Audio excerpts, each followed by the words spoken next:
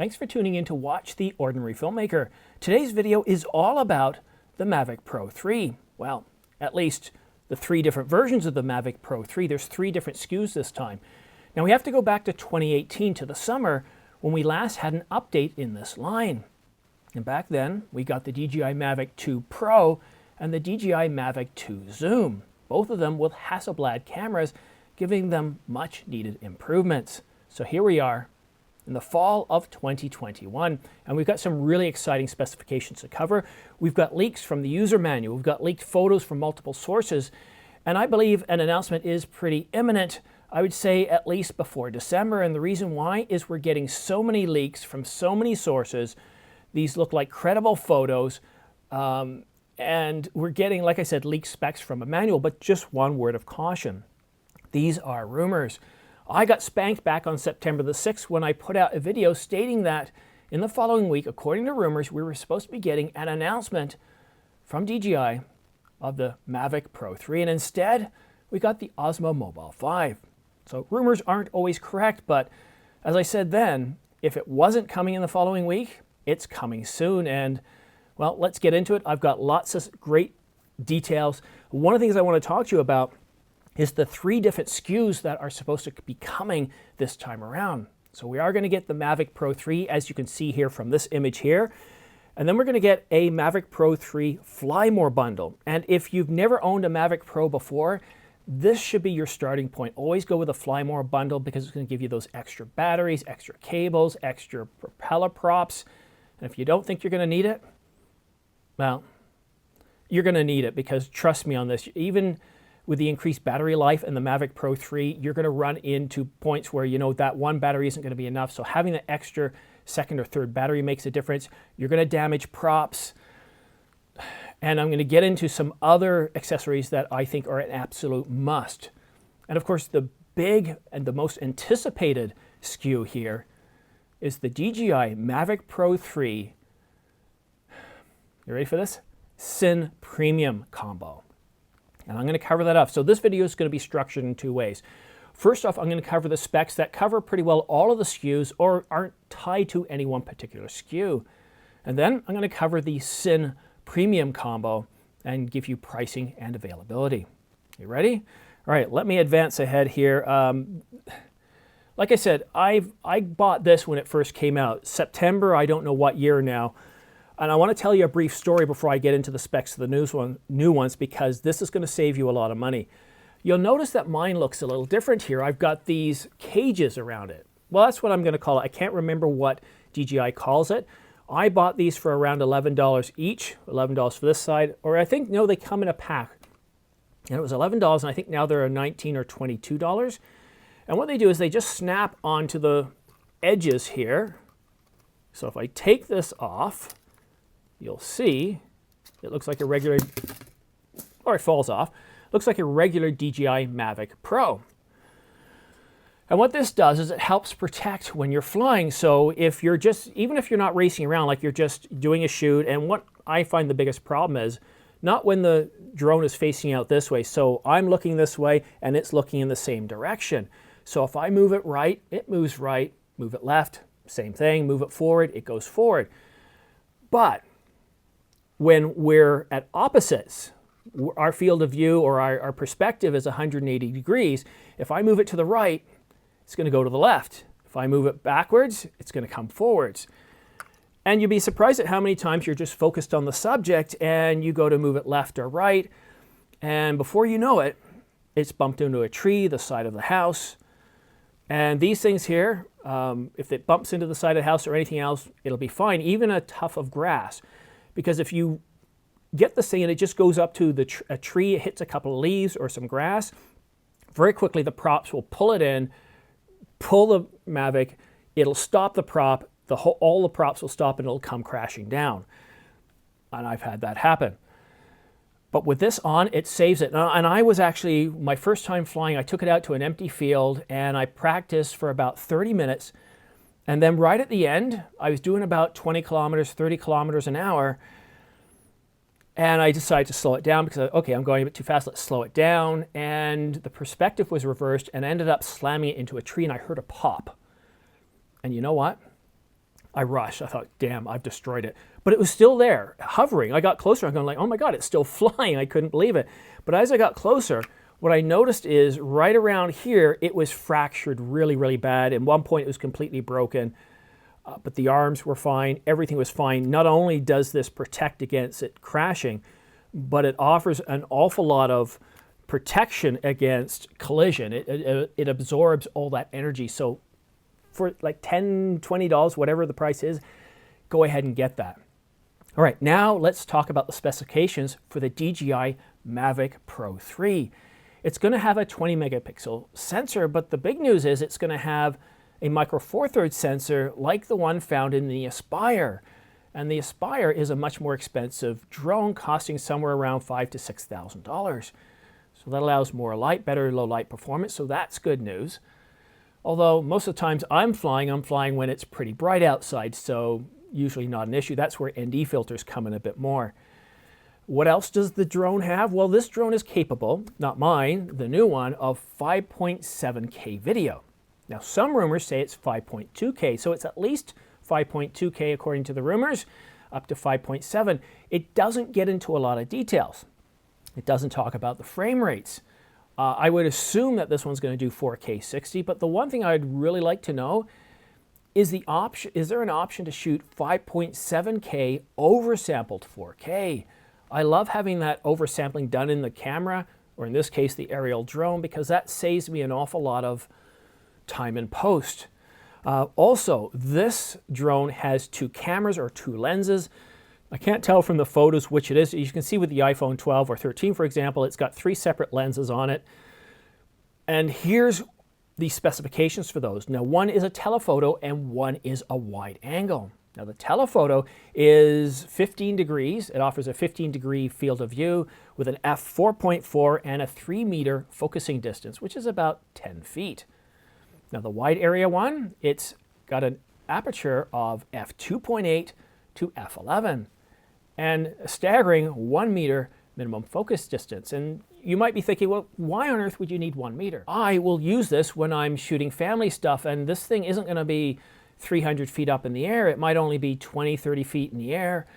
I might bring it down a little closer, and I get aerial shots of people, my family, and there's nothing like getting that aerial shot, having the camera floating there, getting those what would seem like professional Hollywood cinematic type shots, which you would have a dolly, but you don't. The DJI Mavic Pros are very good at maintaining very smooth path, very smooth tracking, and this one, like all the others, has the active track and all those other technologies so that you can focus on getting the shot rather than controlling it. So it's really, really wonderful. And the one big thing with this camera, I currently get somewhere around 27 minutes. Well, they say 27 minutes. I think the new ones were around 29 minutes. But in fact, you really only try to get 15, maybe 20 minutes max on a flight because anything can happen. 29 minutes, 27 minutes, that's ideal flight time. Even on a completely still day, it's sunny, you're in a high pressure system, there's no wind. Well, that heat creates thermals, that's air moving, so you are going to get resistance in the air. And even though this one had a limited range of 5 miles or 7 kilometers, there was one time, a couple of years ago, I was out shooting over the lake. I didn't have any interference. It was a perfect day for flying. And I was really nervous. I got out about 3 kilometers before I decided to turn it around. And on the way back, I got that low battery warning. And I landed with about, I think it was around 27%, 25% battery life left. So extended battery life matters. The DJI Mavic Pro series, all 3 SKUs, will provide up to 46 minutes of flight time in ideal conditions. And that really matters. Now, the range of the flight, so in combination with the flight controller and the drone paired up together with ideal flight conditions, you can control the drone, the DJI Mavic Pro 3, up to 10 or 9.2 or 9.3 miles or about 15 kilometers. And that's huge. And with that extended battery life, you'll be more, for example, when I was shooting across the lake, I could have gone further. I could have gone as far as I wanted to instead of panicking and going, okay, it's time to bring it in. So that's incredible. 46 minutes of flight time. And again, this is a rumor. I'm hoping it's true. And as you can see from the photos, there is major changes in design. It still has those 4 battery LED lights to indicate how well the battery's doing. And there's many shots here showing you the Mavic Pro 3 from multiple shots. And this also helps validate that this thing is real. We're getting leaked images, most likely from people testing it, most likely people in the marketing department teasing it, and it just looks absolutely incredible. It makes this thing look a bit like a dinosaur. So I'm really interested in seeing what's come next. Now, I want to talk a bit about the new smart controller. It has embedded, not the integrated screen that provides full HD or 1920 by 1080. And again, the range has extended up to about 15 kilometers or 9 miles. And the brightness, it's pretty good. It's got about 1,000 nits, and that's kind of what you need if you're going to be shooting outside, which most of the times you're going to be shooting outside and it's going to be in bright sunlight, so that's really good news there. Also, the obstacle avoidance system that makes these things so easy to fly and the extra flight scenarios that it allows for tracking, panning, active track, and all that kind of stuff, it's been upgraded, it's been changed. Now, this one here is really good, but it's limited in where it works. Now, the new one, it's got the sensors on the edges, so if you're moving sideways, laterally, if you're moving front and back, up and down, it can detect if something's in the way, and this is really, really crucial. I got to tell you, the amount of times where I'm out there and I'm focusing on where it is in this 3D space, I'm looking at obstacles that are in the way. And one thing about when you're flying, you might think that obstacles are far away, but whenever you're moving, whenever you're in the air, you'd be surprised at how quickly those obstacles can sneak up on you. And when you're in your head, you're thinking, okay, is it facing in the same direction as me? Is left, left, and right, right, forward, forward, or is it reversed? In those seconds you're thinking about that, you could be into an obstacle. And having this automatically slow down and stop is huge. It's really, really amazing, that technology. Also, to help take care of the new video modes, the extra flight time, this thing's going to heat up. It has new vents and intakes all over this thing to help keep it cool. And when it's in the air, you're not going to have any overheating. But if you keep it on the ground, you're doing a firmware update. The amount of times I've done this, I've taken it out to go flying, and it wants to do a firmware update, you'll find that those fans will kick in very quickly and start to heat it up. So what I usually do is when I go to take it out, I put in a battery that's not fully charged, I do the firmware update, take it out and put in a new battery, so I've got my maximum flight time. And now, for the DJI Mavic Pro 3 Cine Premium combo, and this one just looks to be absolutely incredible. This is the one where we're hearing about the 1 terabyte SSD, and this is where we have a bit of a contradiction in the rumors. Some say it comes with an internal 1 terabyte SSD, and others say it provides support for a 1 terabyte SSD. Now, this is where I'm really curious as to know what technology they're using. Obviously, it's not using one of those standard SATA SSDs. It's pretty big. There's obviously M.2 SATA, which is a lot smaller, and then there's NVMe, and you can make these things really, really small.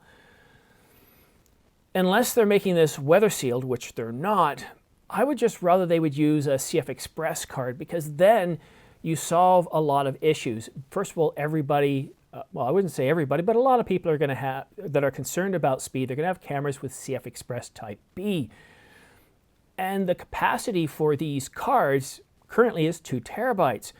And Angelbird is actually working on a 4 terabyte. And how do you know this? Well, this was an image that I found on B&H last year. Again, that was a year ago. So I don't know where they are in their development. They haven't told me anything. They haven't told the market anything. But pretty soon we can expect 4 terabyte CF Express cards.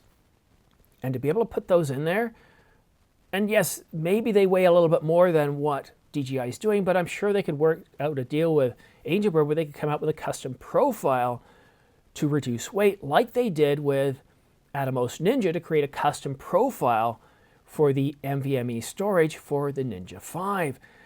So I don't really know where they're going with this 1 terabyte. Now, they do say it's going to have a high-speed data port for offloading that data very quickly.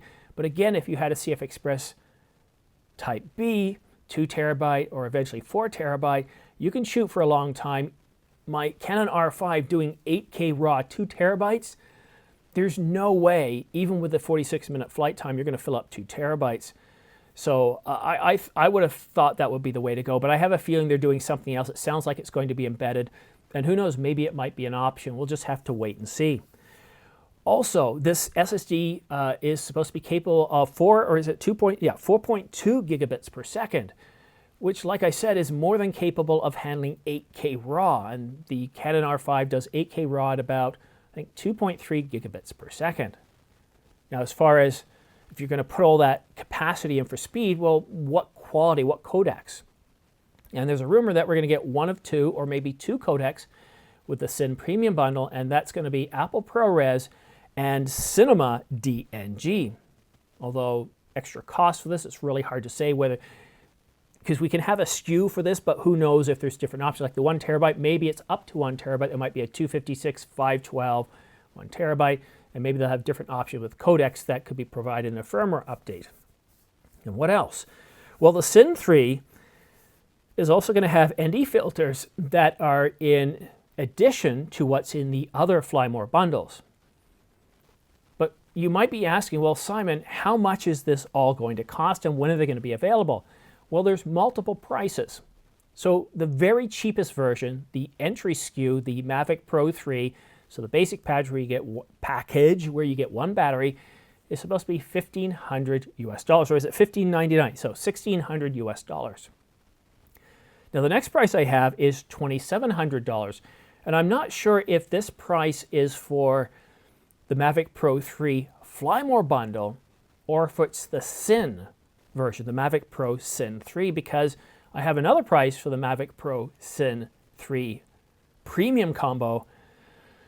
You better be sitting down for this one, because the price is $7,700 Australian. Yes, I started off with an Australian price just to give you the extra scare, but US dollars, $5,700 or $4,200 or $4,100 British pounds. That's a lot of money. When I bought this, I think I spent around $1,100 or $1,200, and that was with the Fly More bundle. The DJI Mavic Pro models are really, really increasing in prices. Even the base unit here at $1,599, that's an awful lot of money. And for those of us in Australia, Canada, India, outside of the United States, those prices really, really go up. And you might be thinking, yes, but you have a different exchange rate. Well, keep in mind that exchange rate fluctuates. Imagine if you went to your camera store and one day the price of the drone, for example, was $2,700. Then you save up and come back in a few months later and it's gone up by $2,000. And you see, that's what an exchange rate can do. It can unfairly increase or sometimes decrease the price of something. So, give you an idea, 60% of my audience is not from the United States. Now, a huge segment is, but a lot of us are buying these cameras that we have to pay a little bit more. We have an extra tax due to the exchange rate. And some companies like Apple, what they'll do is they'll look at the spot exchange rate, so what the market is saying the Canadian dollar or Australian dollar is worth, and then they'll be adding another 5% to that to help deal with currency exchange risk, because it's there and it's a very real thing. You could launch a product at one price, and then a few months later you could be losing money on it if you're not careful. So $1,500, $2,700, and $5,700 for the different SKUs. Very, very expensive. Now, as far as release date, the rumors are saying that we're looking for an official DJI announcement, and I can't imagine any announcement that isn't official. That's one of those English words I hate because official doesn't mean anything. It's a marketing term. We're looking for a DJI announcement mid-November. So here we are, a day before October. These are rumors. We don't know when it's going to be announced, but as I said back at the beginning of September, we're getting so many leaks. We're seeing so many pictures of the DJI Mavic Pro 3 in its different SKUs. We're getting leaked images from the manual, as I showed you this image at the beginning showing the 3 different SKUs. We also have other leaked images, as I showed you of the smart controller, coming from official documentation. So this thing is imminent. I I would almost be willing to hazard that it's definitely coming out before the end of 2021. Usually when you see this amount of leaks, this fast, this close together from multiple sources, it's imminent. So I'm really excited. Like I said, I love these things here. I might only take it out a couple of times a year, especially with COVID. I don't travel as much. But when you're going someplace really wonderful, like I'll go up north to the cottage or I'll get the leaves changing color, it's amazing. These things will give you shots that nothing else can. And I just love the creative ability. This thing here, in the 90s, in the early 2000s, this would be an expensive helicopter ride to be able to do something like this. This thing can replicate dollies and other expensive equipment. So while it's not cheap and they're getting more expensive, if you have the budget to get into aerial photography and filmmaking, the DJI Mavic Pros have got to be the best value out there. And the quality that they're able to produce nowadays is absolutely amazing. So I'm really excited. Can't wait to see when these things come out. But one thing I got a bit of a public service announcement. Be very careful, because depending on where you live, you need to get these things licensed. And I have mine licensed under Transport Canada for Canada and the FAA for the United States. In most countries, if you have a drone that weighs more than 250 grams, guess what? You need to get a license to fly it. And sometimes it can be quite in-depth. I have to take a test online, and I thought it might be something relatively simple. It wasn't. It was actually quite tough. I felt like I was going for my license for flying a plane. Oh, and one last very important thing. Please reach over, just lift your hand, go ahead and click that subscribe button and like. It really does help this channel grow. The more of you that click like and subscribe, that engage with this channel, the more YouTube, for whatever reason, based on their algorithm, says, these people like it. So let's go ahead and recommend it to more people. But that's it for now. Thank you so much for watching The Ordinary Filmmaker. We'll see you again soon. And as soon as I know more on this, I'll let you know. Take care. We'll see you again soon.